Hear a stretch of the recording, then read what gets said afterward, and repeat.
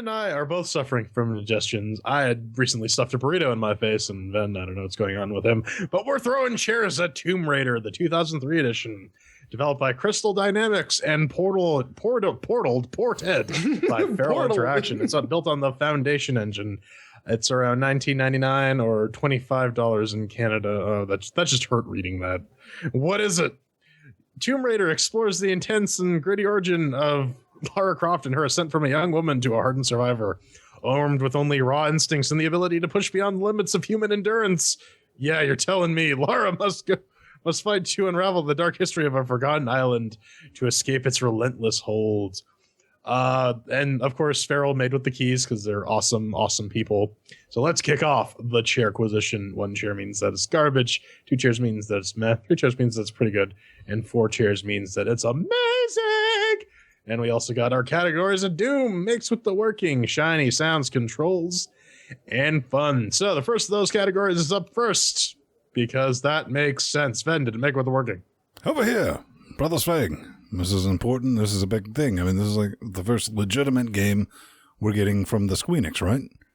Yes. Yep. This is true. Yep. Well, on the Ubuntu 1404 LTS using the 364.12 NVIDIA drivers on the AMD 8150 overclocked at 4 gigahertz.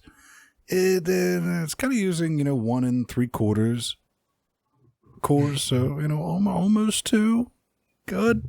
Hashtag progress. Almost. If you pair that with a GTX 980, kind of starts a little bit of bad news because it averages somewhere between 6 and 97 FERPs. Yeah.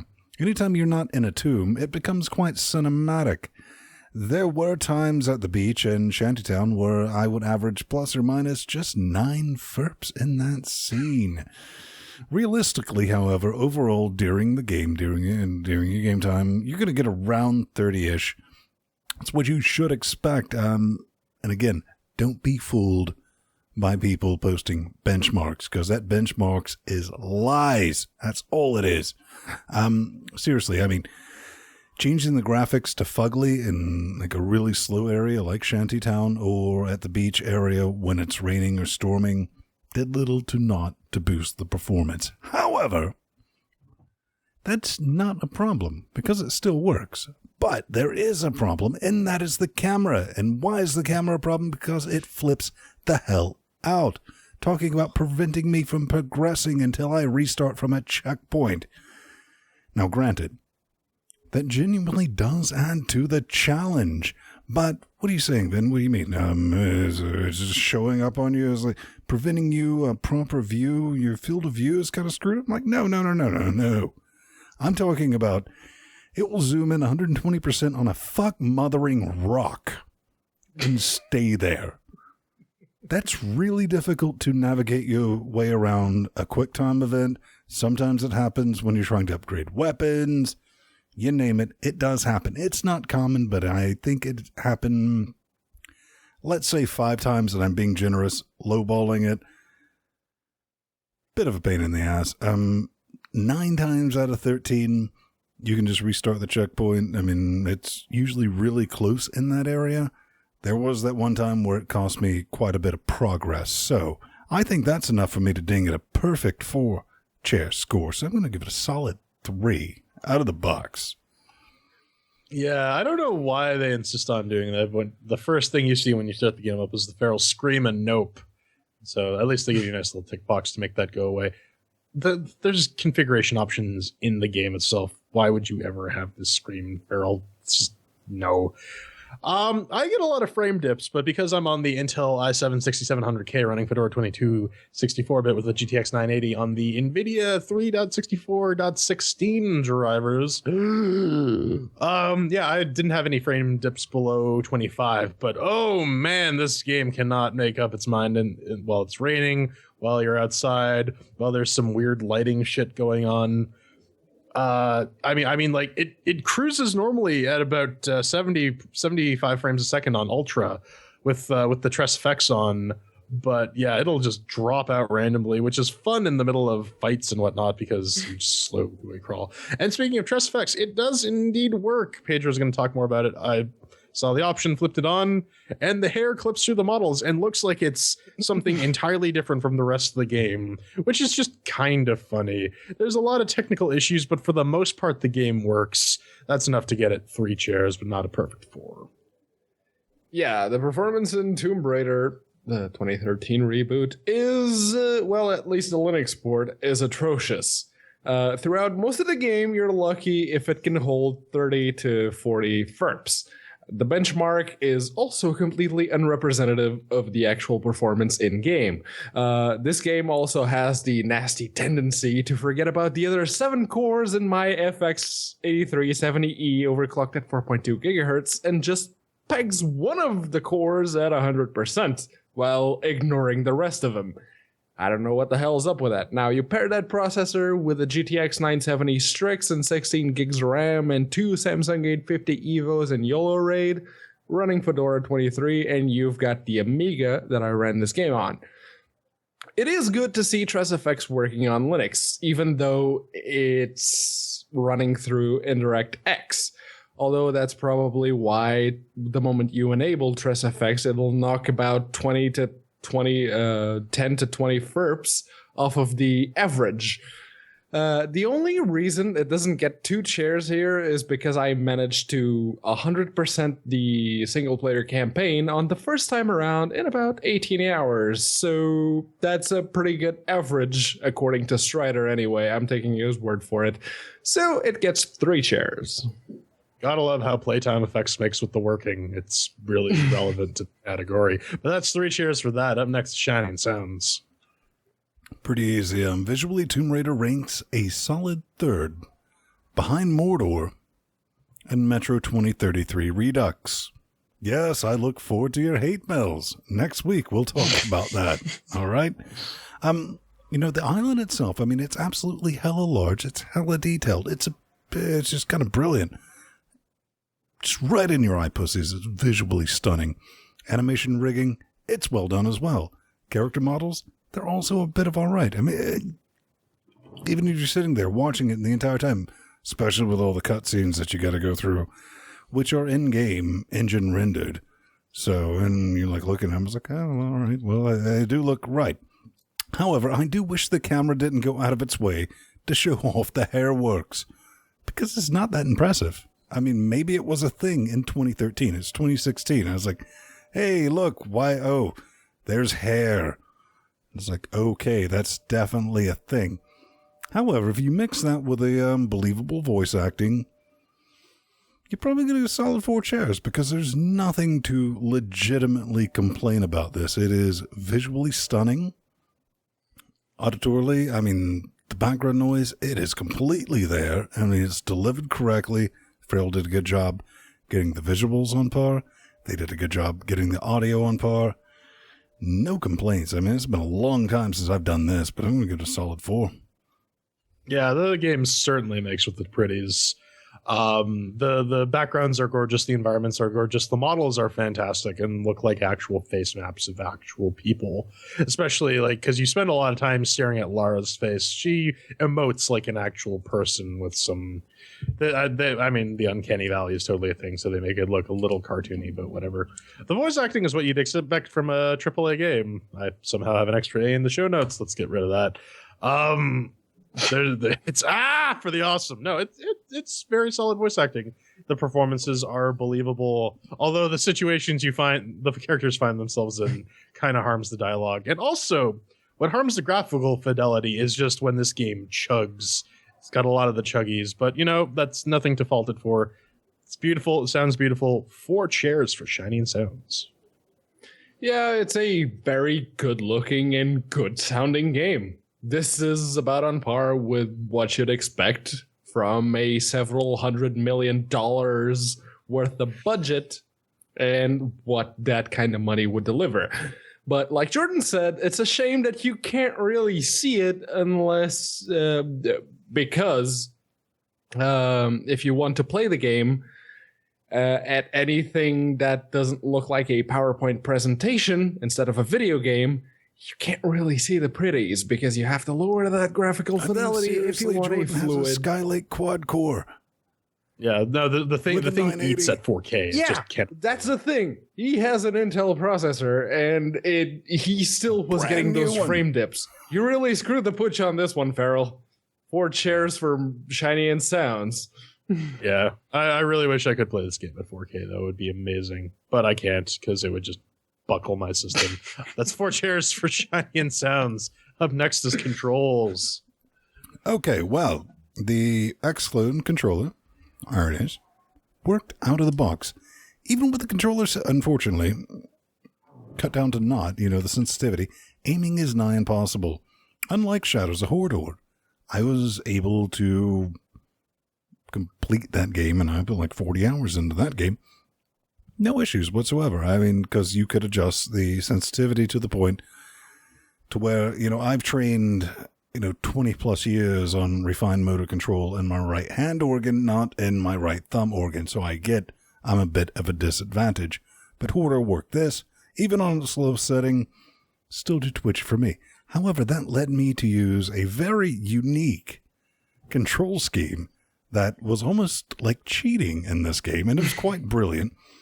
Because if you're going to trigger an action, your left trigger button, you hold that down, then you reach over and you grab your gerbil, which also works with the controller. Good on you, Laudit Farrell, for making this happen, to aim and shoot. Then you just annihilate everything with headshots after you find a decent choke point behind a barrier. However, I know what you're saying, but Van, you could have used the keyboard and gerbil all along. That's not what this game was meant for. It was never designed to be used with a keyboard and gerbil, and I'm sorry, you can send your hate mail again to me. It wasn't. That's not what it was built for. And that's not the way I want to play. This is something I want to start up in big picture mode, chill out back on the couch here in the studio and play it on, my big ass monitor. Outside of the right thumbstick, I don't have any complaints, so I'm going to give it a 3. Yeah, Xbox prompts on the PlayStation 4 controller make Jordan go sad face, especially during QuickTime events when it says press X and my brain goes, okay, I'm going to press the cross button. And that just gets me killed. At which point I had to go fish out Turbo Seizure controller. Look at it. It's glowing. It's blinding me. Oh, God. My eyes. Nice. Actually, it's a shame this game doesn't rumble because when this thing rumbles, it like flashes. It's kind of brilliant. But yeah, I also tested it out with the Steam controller. So I gave it the full controller gamut. Much like any third-person game, the Steam controller just eats when it comes to this sort of gameplay because you gotta like drag your thumb across the trackpad again and again and again and again until you get your aim. And by then you've been Molotov shot or whatever to death. Thunderstruck. Thunderstruck. Yeah. Otherwise, everything works well. And I mean, but I don't know. I thought aiming in Hodor with the controller was just absolutely terrible, and this doesn't really change anything. And actually, Ven, that you mentioned using the controller in one hand and the mouse in the other hand, we covered that split controller that you could like detach. That would be perfect for this game, right? That would work. Yeah, so I'll give it 3 chairs. It works, but there's certainly some roughness. Yeah, no, I'll give it to this game, and Farrell actually do a good job when it comes to mapping inputs. It recognized both the Logitech F310 that I have plugged into the Steam box and the Shield controller out of the box. Now, I want you guys at home, guys and gals, everyone that's listening to the show, be it live right now or at home once it's done, to grab your controllers and play along with me. Now, to shoot an arrow in this game, since the first weapon you get is a bow, you have to hold down the left trigger, then you use the right stick to aim around. That's, how you do. And then once you're... Just watch him attempt it. Yeah, once you're aimed right at the head of an enemy, you have to hold and release the right trigger. And that was exactly the point. You see that cramp you just got in your hand right there? Nope. That was exactly the point that I realized that I was going to be playing this game with a mouse and keyboard. Because The moment I'm like, okay, so that right trigger, that's not going to work. I'm going to have to map that to one of the face buttons, or it's just not going to work. Where's the controller remapping? Right. -1 chair. And mouse and keyboard it is, and all the QTEs. Another thing. I don't know if this was thanks to Feral or Crystal Dynamics themselves, but whatever you remap your controller inputs to or your keyboard inputs to, they actually show up on the QuickTime events. So good on them for that. But it still gets dinged a chair, so 3 chairs. All right, that's 3 chairs for control. And I just couldn't help laughing my ass off as Ben was attempting to switch and play along with Pedro. This for you audio listeners, go find the video version of the review because that was just way too fucking funny. Up next is fun. Ben, did you have fun? Okay, this is our subjective category. Well, we just got to let it all go and speak the truth. Let it ride. The true truths. Hey, man, I made so many Laura kebabs, it's not even funny. But we're talking about Tomb Raider. We're talking about Tomb Raider 13. We're talking about Tomb Raider 13, the reboot. You're going to be playing an interactive movie with brief breaks for mediocre platforming mixed with duck and cover scenarios to go pew, pew, and pew. It is quite the cinematic experience, like I said, because you're going to be averaging somewhere between that 30 FERPs with a 980, with an 8150, but I'll talk more about that. And the final thing, all your QuickTime events are going to belong to the Y button. And why do I say that? I get it.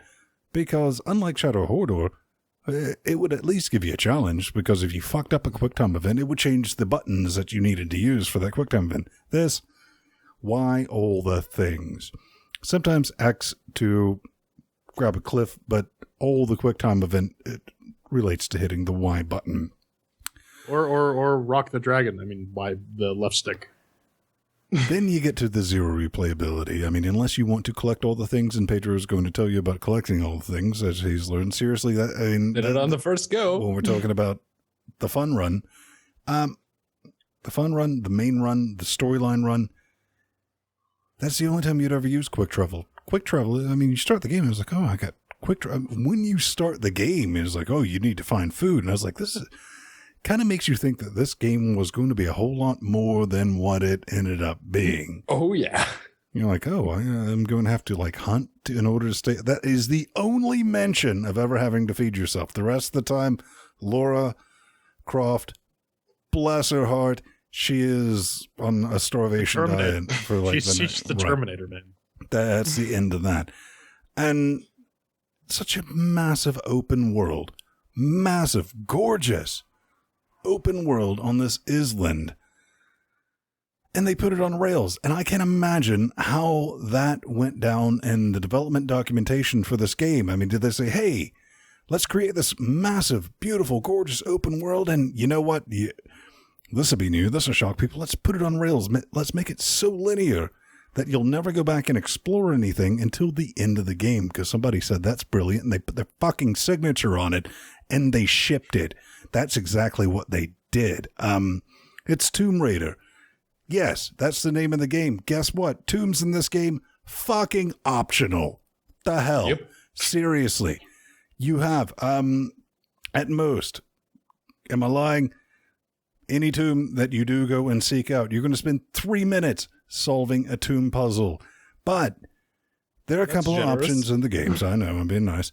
You do have some weapons upgrades, but they're kind of, it's a moot point. With the possible exception of the grenade launcher. Once you get that, you're like, I don't have time for this. Clink, boom. You're done with that. I did play this on the normal difficulty, and I noped the end boss, the end game, the big baddie, on the second try, using the X-Clone controller because archers started showing up, and I couldn't that weird configuration I was using didn't work at the very end. So what we have here, it boils down to press X not to die the game. Hey, that's just what it is. But that said, press X not to die the game managed to anger and confuse me for a total of 14 hours. That's saying something. So I gotta say, at $19.99, it costs the same as a ticket to the local theater, plus an extra large Diet Coke to pour the rum into it. And my not so humble opinion, that's not necessarily a bad return on investment. So yeah, I'm going to give it 3 chairs. Rohit in chat realm brings up that great point. When you get into like the first tomb related to the plot, the first thing Laura says is, "I hate tombs," and you can basically just hear the audible wah wah afterwards. But are you saying they attempted humor once? Self-referential, quote-unquote, deprecating humor. I hate snakes. Anyways, the game reminds me of the formula of a D&D 4th edition game where you just have a bunch of skill challenges, in this case, like quick time events of press button, don't die, with a couple bit of combat bits interspersed, and rinse repeat for, I played for about five and a bit hours. But, I mean, I was getting a few Snake Eater flashbacks, and like Ven, I was disappointed that there wasn't really a survival aspect, because they bring up, it's like, oh, you have to kill rabbits and shit. No, you don't. There's an achievement for it, but that's about it. And it is very much on rails. But I mean, going back to the gameplay, like the deaths in this are pretty brutal when you get your ass killed in a quick time event. It's a hair shy of Mortal Kombat, but they really hammer in, yeah, that bitch is dead.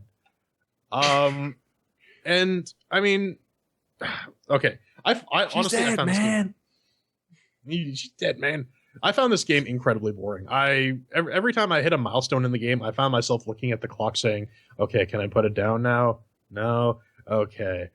Because it's so formulaic, it's so linear and handholdy. I'm not that big a fan of this sort of interactive movie format. I would rather games be built based on cunning and skill and building a story based on the experience of the game, like Darkest Dungeon or FTL, or hell, even Half-Life 2 has a fairly linear story, right?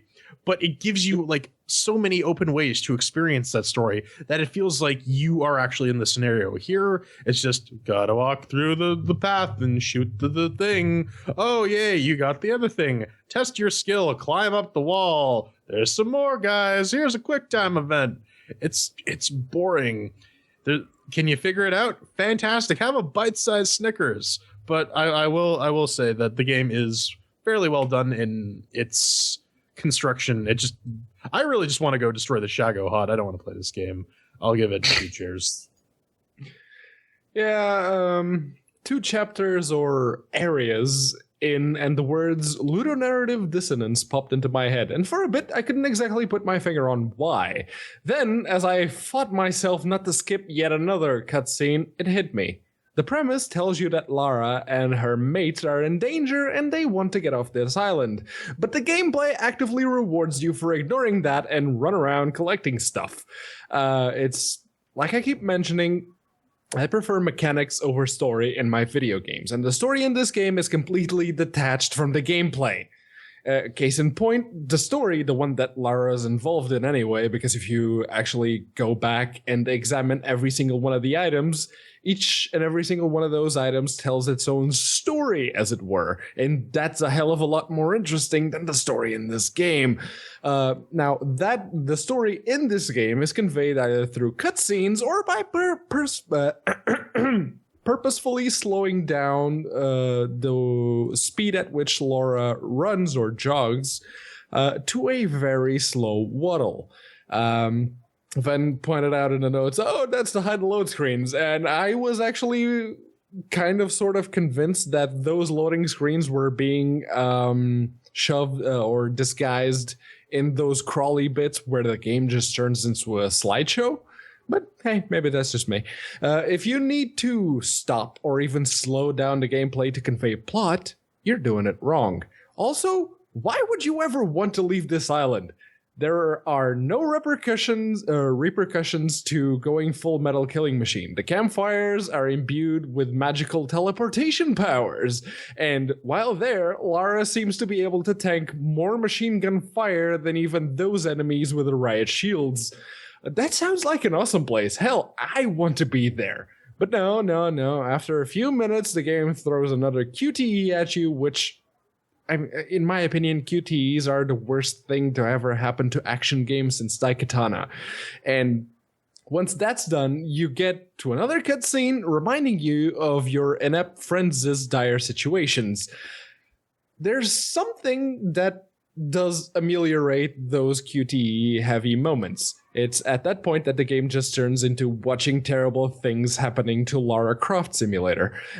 I can never get over how awesome it is to see Lara's head impaled on some jagged thing while she's haplessly sliding down a ravine or getting washed down some river. It's amazing. If I have any complaints about the absurdity of the violence on display in this game, is that whenever said violence is happening to someone other than Laura, you don't get to see it in as much graphical detail. And I'm nothing if not an equal opportunities kind of guy. So for the fun, it gets 3 chairs. All right, that's 2 chairs for fun. And if we tally all this up, we get ourselves a 3-chair game. So let's put a bow on this. This is a very pretty game, and it's also a very boring game. I wish this game success, and you all should definitely pick it up, because if Square realizes that there is a market for their games on Linux and SteamOS, we might get Deus Ex in the future, and that would just make me so happy. You guys like seeing me happy, right? Right. No. See, $20 is the right price point for this game. Yes, I know this was a AAA game back in 2013, but judging by how the port actually performs under Linux and having to lower the graphics if you want a fluid/stable experience, yeah, $20 is pretty fair. Just like Shadow of Mordor, Feral, this is a great game let down by the performance. Okay, well, to put a bow on this, the first time I ever played Tomb Raider was in 1996 under DOS. Believe it or not, yes. If you're playing the bingo game at home, get off my lawn, you damn kids. Take a drink. This is not Tomb Raider. This is barely a game. This is mostly an interactive movie. But, that said, it's not necessarily a bad interactive movie. Kind of liked it. I mean, I put 14 hours into it. If you're looking for that return on investment, like I said, it's pretty good. And this thing goes on, not stupid sale, but, you know, every couple of months it'll go down to $9.99. Just make that an instant purchase for anything else than just to support Feral on that one. But with a caveat of saying, if you have anything slower than an 8150 AMD CPU, don't. You're just wasting your money unless you were just, I want to support, maybe plan on upgrading your CPU, because with the 8150 paired with a 980, it's pretty rough. But I know what you're thinking. Like, well, maybe I don't have the coin to try it out. Don't worry, because we're going to give you a chance to get a free copy. Here's all you have to do, because we're going to do a little bit of a way of give. I know, if you're still listening. What? And we're going to make this one really simple, because, Jordan, you have a TwitterNet thing, right? I do have a Twitter. Pedro, you have a Facebooks thing, right? Yeah. Yeah, and I have a G Plus thing, right? Otherven? Yeah, Otherven said yes, I do. So Otherven's a liar. All you have to do, not the live stream if you're watching live, but once the show goes live on YouTube, if you repost the show, you know, retweet, whatever, with the hashtag L.G.C. cares, you know, pretty simple. You can add in whatever you want, whatever type of snark you want to it. I mean, you can say disparaging remarks about our mother. Just make sure you put in hashtag L.G.C. cares, all one word. We will do a search for that on the Twitters, on the G Pluses, and on the Facebooks next week, and we will pick a winner. Yes, that works. A winner. Yes. A winner. A winner at random using a random number generation. We'll put a little spreadsheet. We're pretty good at that. We've done it a couple times before, and we will send you a Steam version of Tomb Raider 2013. So, what's up next? That's a bit brilliant.